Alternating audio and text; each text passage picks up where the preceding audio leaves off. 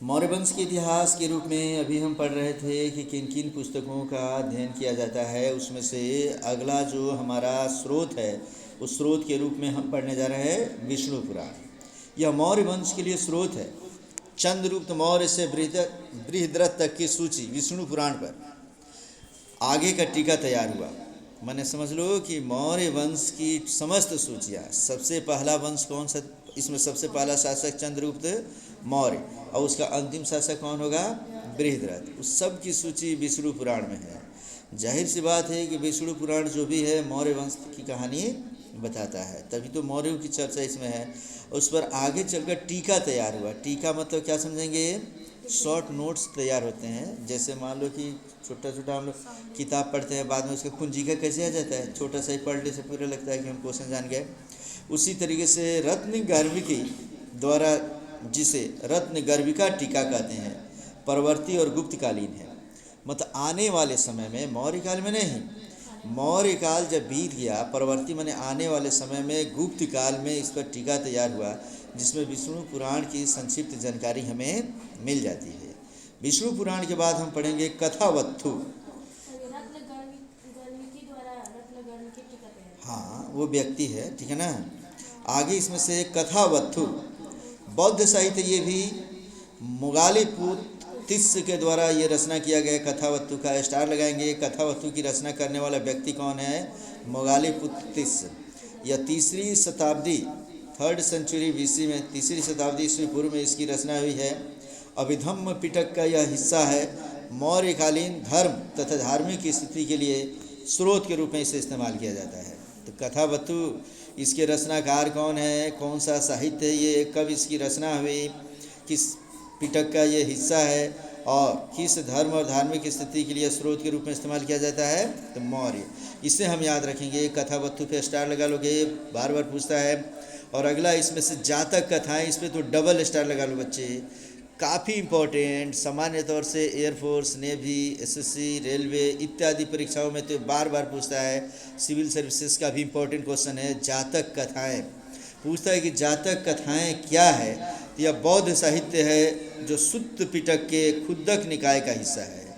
किसका हिस्सा है, सुत्त पिटक के खुद्दक निकाय का। पूर्व के लेसन में हम लोग पढ़ चुके हैं। बौद्ध साहित्य में मैंने तुम्हें पढ़ाया था बच्चों, बुद्ध के पूर्व जन्म की कथाएं याद रखेंगे। पूछता है जातक कथाएं क्या है जी, तो बुद्ध के पूर्व जन्म की कथाएं हैं। कुल 550 इसमें कथाएं हैं, उपलब्ध है 547।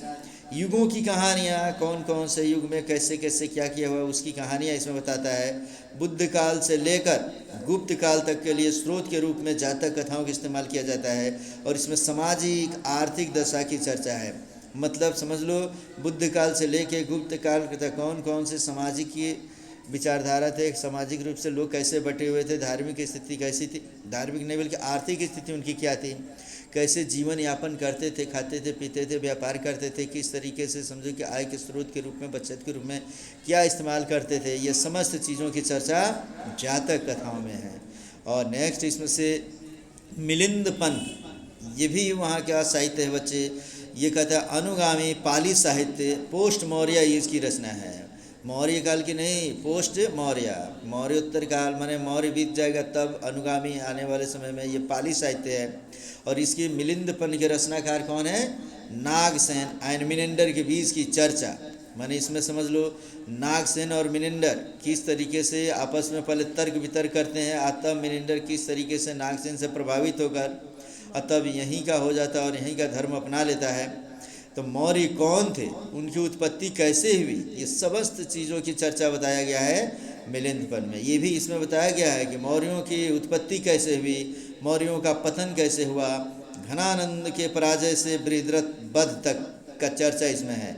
मैंने बताता है कि चंद्रगुप्त मौर्य किस तरीके से घनानंद, नंद वंश के अंतिम शासक घनानंद को पराजित करता है।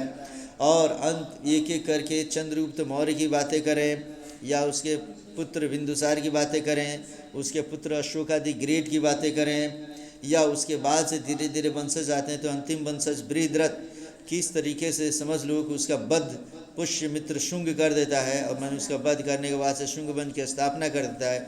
इन समस्त चीज़ों की चर्चा इसमें है। तो डिक्लाइन में मुख्य स्रोत, माने डिक्लाइन का मतलब हो गया कि मौर्य वंश किस तरीके से डिक्लाइन की ओर जाता है, माने उसका खात्मा हो रहा है, उसके मुख्य स्रोत के रूप में हम मिलिंद पन्ने का इस्तेमाल करते हैं। अगला है इसमें से कल्पसूत्र। कल्पसूत्र में है कि जैन साहित्य भद्रबाहु रचित कल्पसूत्र समकालीन प्राकृत भाषा में है। ये कौन सी भाषा में है? प्राकृत। मैंने तुम्हें बताया था इसके पहले भी कि बौद्ध साहित्य जो आएंगे वो पाली भाषा में होंगे और जैन साहित्य जो आएंगे वो प्राकृत भाषा में होंगे। तो इस तरीके से आगे 24 तीर्थंकरों की जीवनी की चर्चा काफ़ी इम्पोर्टेंट, बार बार पूछता है कि 24 जो तीर्थंकर जैन धर्म में हुए उनकी चर्चा किस ग्रंथ से मिलती है? तो कल्प सूत्र में 24 तीर्थंकरों की जीवनी की चर्चा दी गई है। मौर्यकालीन संस्कृत इतिहास की चर्चा भी इसमें है, यानी मौर्य काल में किस तरीके से कौन कौन से संस्कृत उसमें से पाठ्य पुस्तक माने बुक थे, इसकी भी चर्चा इसमें कल्प सूत्र में की गई है। तो वहाँ संस्कृत न होकर संस्कृति करो, वहाँ संस्कृत नहीं करेंगे हम लोग, क्या करेंगे? संस्कृति करेंगे। माने मौर्य काल में कौन कौन सी संस्कृति चलती थी उसकी चर्चा इसमें है। अब हम आगे पढ़ेंगे त्रिषष्टि शिला का पुरुष।